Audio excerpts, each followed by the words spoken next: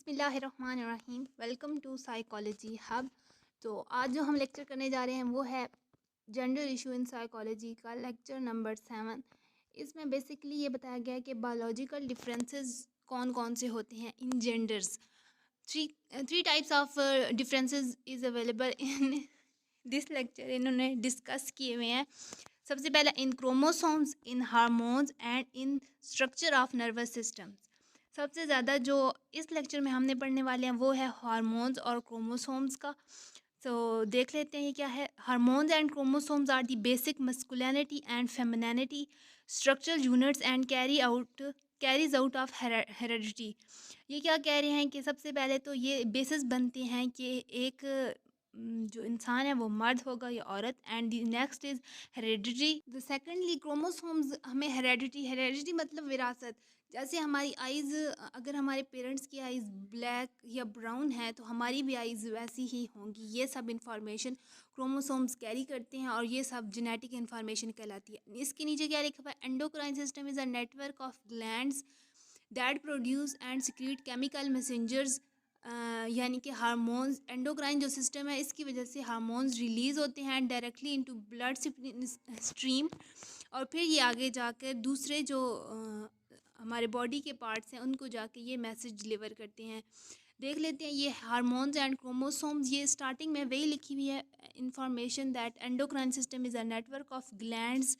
ये glands blood stream में secrete करता है एंड देन दे आर, ये जो ग्लैंड्स सिक्रीट करता है इनको हार्मोन्स हम कहते हैं। उसके बाद आ गया these glands are controlled by hypothalamus that is important realisation and significant brain structure. Brain में एक पार्ट होता है हाइपोथैलेमस, वो सब इन इस सारी जो ग्लैंड्स की मूवमेंट है उसको ये सारा कुछ कंट्रोल करता है हाइपोथैलेमस। पिट्यूटरी ग्लैंड ये सबसे इम्पोर्टेंट ग्लैंड है। क्यों है? Stimulate and inhibit secretions of hormones from other glands. Sex and reproduction hormones are called steroid hormones. Reproductive organs, ovaries and testes are called gonads. ये important, ये दो बातें आप important है बहुत ज़्यादा। That steroid hormones जो होते हैं वो सेक्स एंड रिप्रोडक्शन के हार्मोन्स को कहा जाता है, जबकि रिप्रोडक्टिव ऑर्गन्स, ओवरीज और टेस्टिस को हम गोनेड्स कहते हैं। ये आगे गोनेड्स पड़ा होना है, इसलिए अगेन से मैंने रिपीट किया है। Next, sexual differences and roles of chromosomes. हमने देख लिया था कि हमने 3 किस्म की डिफरेंसेस देखने हैं जेंडर इशू में। सबसे पहले क्रोमोसोम, देन हमने हार्मोन देखने हैं एंड अगेन हमने आगे जाके देखना है थर्ड कौन सा था, structure of nervous system. Chromosomes कैसे होते हैं किसी भी, मैं जैसे आपको थॉरली बता देती हूँ। इसमें लिखा क्या हुआ है, सेक्सुअल डायमॉर्फिज्म दैट जो मेल एंड फीमेल है उनमें 23 पेयर्स ऑफ क्रोमोसोम्स होते हैं। एट टाइप्स ऑफ कंसेप्शंस, जब एक मदर कंसीव करती है तो क्रोमोसोम दोनों की तरफ से इकट्ठे होते हैं एंड देन बेबी कंसीव होता है। At the time of conception half amount of chromosome is received from mother side and half from the other side. 23 pair of chromosome is called sex chromosomes. In female it is XX and in males it is XY. Genes contain genetic information carried on chromosomes. Researchers claim that XY chromosomal makeup may not be stable and XX, therefore they play a role in higher mortality rate for men. ये क्या कह रहे हैं कि researcher से show हुआ है कि एक्स जो क्रोमोसोम्स हैं ये ज़्यादा स्टेबल होते हैं in with respect to XY, इसलिए जो औरतें हैं उनकी उम्रें ज़्यादा होती हैं। ये स्टडीज़ कह रही हैं, मैं नहीं कह रही। तो ये वही लिखा हुआ है। आगे है कि सेक्स क्रोमोसोमल अबनॉर्मेलिटीज़ क्या आती हैं जब क्रोमोसोम्स की जो ये पेयर्स बनते हैं इनमें अगर एक्सेसिव एक्स चला जाए या एक्सेसिव वाई चला जाए तो ये बनती हैं एबनॉर्मेलिटीज़ की वजह। अब ये देख रहे हैं कौन कौन सी हैं। सबसे पहले सेक्स फीमेल क्रोमोसोम, फीमेल्स में कौन कौन सी अबनॉर्मेलिटीज़ हम नोटिस की हैं। सबसे पहले है Turner syndrome. Turner syndrome is the occur कब होता है, जब एक्स क्रोमोसोम्स, सिर्फ एक एक्स क्रोमोसोम ही जब कंसीव करता है बेबी तो सिर्फ जो क्रोमोसोमल स्ट्रक्चर है एक इंडिविजुअल बंदे में वो जस्ट एक्स हो और बाद में उसका क्रोमोसोमल स्ट्रक्चर XO बन जाता है।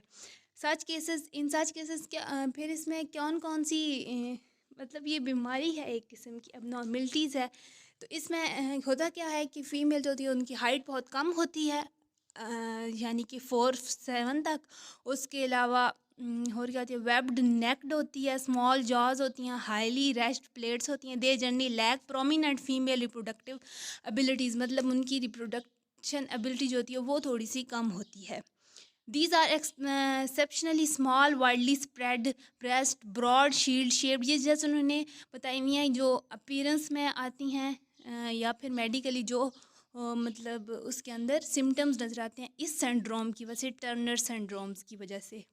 उसके बाद देख लेते हैं ये आगे क्या लिखा हुआ है। Their ovaries do not develop normally and do not evaluate.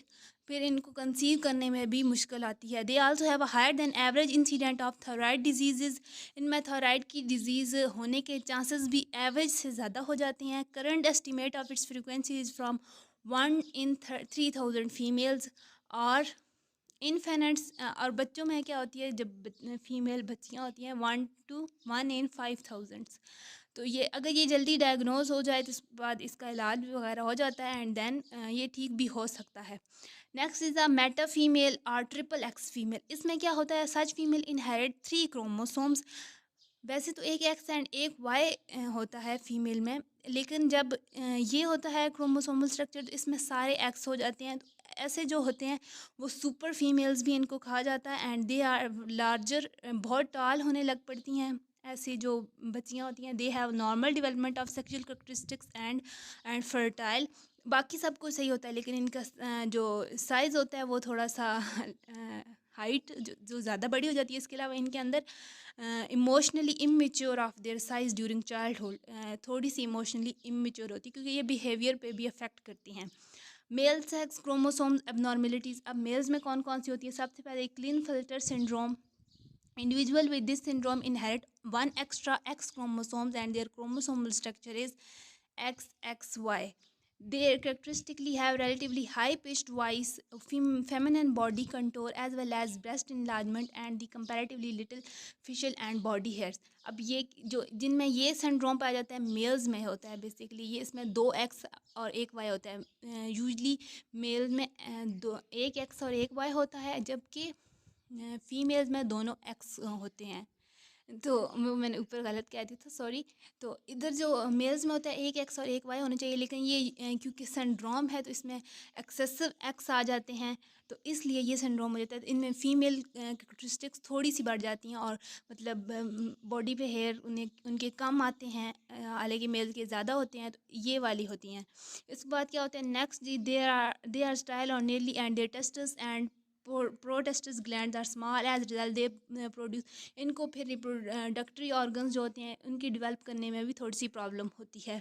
उसके अलावा they are also likely to be overweight होते हैं। They usually have a learning difficulty in children specially lead to a poor school grades. मतलब इनकी intelligence level भी थोड़ा सा कम हो जाता है अदर बॉयज से। Next is XYY syndrome. ये क्या होता है कि इसमें हम एक्स एक होता है लेकिन वाई 2 आ जाते हैं। इसकी वजह से उनमें जो मेल कैरेक्टरिस्टिक्स होती हैं वो बढ़ जाती हैं। ऐसे बच्चे जो होते हैं वो ज़्यादा वायलेंस शो करते हैं। इसके अलावा इनके जो मेल रिप्रोडक्टरी ऑर्गन्स हैं वो भी ओवर होते हैं। इनको सुपर फीमेल यानी सुपर मेल कहा जाता है and they have a high ability to reproduct. इनमें ज़्यादा एबिलिटी आ जाती है।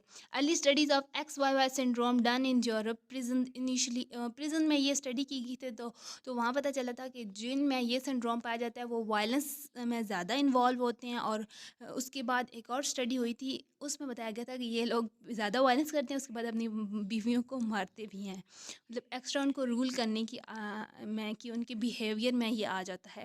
Sex differences in reproductive systems. अब रिप्रोडक्टिव सिस्टम में क्या डिफरेंसेस होते हैं, देयर आर 2 सिस्टम्स।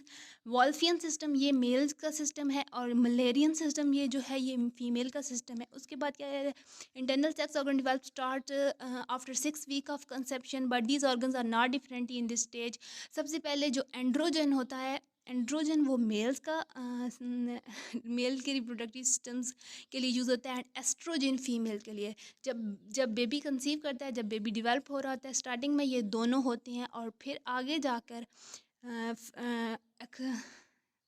किस में, but these organ are not differentiated at this stage and further external sex development depend upon the amount of androgen and estrogen hormones. Androgen and estrogen hormones are gonadal hormones. मैं पहले बता चुकी हूँ, इन दोनों को मिलाकर गोनेड्स कहा जाता है.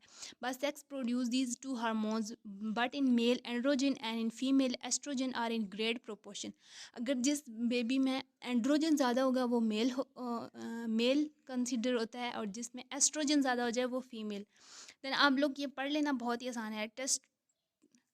Testosterone is androgen and estradiol is a common estrogen. Progesterone is another gonadal hormone that play important role in the females during pregnancy. ये जो है ना प्रोजेस्ट्रॉन, ये इम्पोर्टेंट है, थोड़ा सा MCQs के लिए आ सकता है.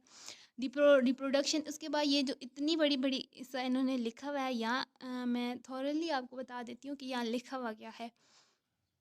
जो वॉल्फियन सिस्टम होता है ये मेल्स में रन करता है, एंड मलेरियन सिस्टम जो होता है वो फीमेल्स में रन करता है. In female foetus X chromosome stimulate estrogen hormones that further lead to a Mullerian system, and similarly Y chromosome जो होता है वो वॉल्फियन सिस्टम को लीड करता है. During parental development, androgen and estrogen are very important for the development of sex characteristics in both sexes. During infancy and childhood, gonadal hormones are produced in low quantities, but during puberty, these hormone section increase. And बचपन में ये बहुत थोड़े होते हैं, जब जैसे जैसे बड़े होते हैं ये इनकी ग्रोथ ज़्यादा हो जाती है. Growth hormones are released from pituitary in adolescence, play important role in muscular and bones development. Pituitary gland are also release follicles stimulating hormones FSH and luteinizing hormone LH that is involved in reproduction of androgen and estrogen hormones. In male, testosterone is released by testes, and they are endocrine gland. It stimulate the maturity of sex organs, production of sperms, and prepare for reproductions. In female, estrogen hormones play important role in menarche, beginning of menstrual and ovulation. Progesterone hormones secreted in female control menstrual cycle and significant during pregnancy. आगे चलते हैं. Hormonal influence in both sexes. Hormone, अब ये सारे इधर इन्होंने hormone जो हम ऊपर सारे पढ़ के आए हैं वो सारे इन्होंने यहाँ पे डिस्कस किए हुए हैं. गोनेड्स कौन कौन से होते हैं. गोनेड्स में दोनों क्या आ जाती हैं, टेस्टिस एंड ओवरीज. उसके बाद हाइपोथैलेमस होता है, ये हार्मोन्स रिलीज़ करता है ब्लड स्ट्रीम में, और ये फर्दर आगे प्रोसेस को कंटिन्यू करता है. Gonadotrophin releasing hormones. उसके बाद है गोनेडोट्रोफिन्स. ये आप एक दफ़ा पढ़ना, ये जितनी बातें ऊपर सारी की हैं ना वही सारी इधर रिपीट की हुई हैं. Testosterone is androgen and estradiol is a common estrogen. Progesterone जो हार्मोन होता है वो प्रेगनेंसी के वक्त काम आता है. एंड ये जो नीचे सारे लिखा हुआ है, ये क्या लिखा हुआ है कि जो ये हार्मोन्स है, women's with high level of testosterone perform better on special task. ये हार्मोन्स जो होते हैं ये दोनों में होते हैं. अगर ड्यूरिंग जब ग्रोथ हो रही होती है तो जो हार्मोन ज़्यादा सिक्रीशन में हो जाए तो उस तरफ चलता है. बहुत सी फीमेल ऐसी होती हैं जिनमें टेस्टोस्टेरोन हार्मोन ज़्यादा होते हैं तो वो थोड़ी सी इस साइड पे चल जाती हैं. मतलब वो टॉम बॉयज़ जो नहीं होती, लड़कियां जो हर काम में आगे बढ़ चढ़ के आना, उसके अलावा उनको बॉयज़ की गेम्स में इंटरेस्ट होता है, वो इस वजह से होता है क्योंकि ये टेस्टोस्टेरोन हार्मोन उनके ज़्यादा रिलीज़ होते हैं इसी वजह से. उसके बाद हार्मोनल साइकिल, ये जो हम ऊपर सारा पढ़ के आए हैं वो सारे इन्होंने एक डायग्राम में ऐसे समझा दिया है. That hypothalamus release hormone release करता है, और फिर वो गोनेडोट्रोफिन रिलीज़ हार्मोन्स, फिर पिट्यूटरी ग्लैंड्स की वजह से हार्मोन्स रिलीज़ होते हैं, फिर जो कि आगे जाके ओवरीज और टेस्टिस को स्टिमुलेट करते हैं, और फिर गोनेडल हार्मोन्स रिलीज होते हैं. उसके बाद देन इनके पास फिर वो क्रोमोसोमल इंफॉर्मेशन होती है जो बाद में बेबी कंसीव होता है. ये सारी वही उन्होंने एक्सप्लेन कर दिया है सारी ऊपर वाली. ये आप एक दफ़ा पढ़ लें अगर तो आपको आसानी से समझ आ जाएगी.